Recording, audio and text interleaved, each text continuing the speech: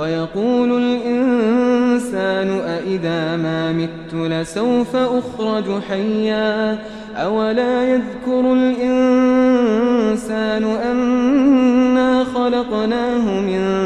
قبل ولم يك شيئا فوربك لنحشرنهم والشياطين ثم لنحضرنهم حول جهنم جثيا ثم لننزعن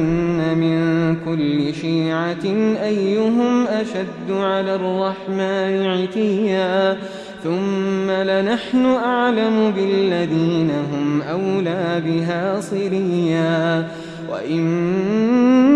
منكم إلا واردها كان على ربك حتما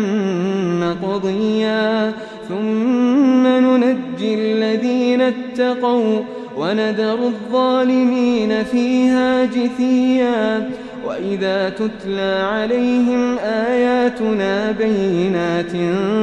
قال الذين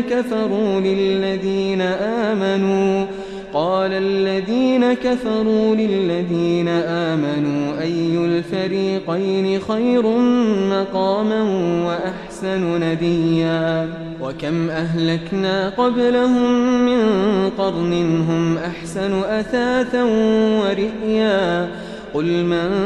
كان في الضلالة فليمدد له الرحمن مدا حتى إذا رأوا ما يوعدون إما العذاب وإما الساعة فسيعلمون من هو شر مكانا وأضعف جندا ويزيد الله الذين اهتدوا هدى والباقيات الصالحات خير عند ربك ثوابا وخير مردا أفرأيت الذي كفر بآياتنا وقال لأوتين مالا وولدا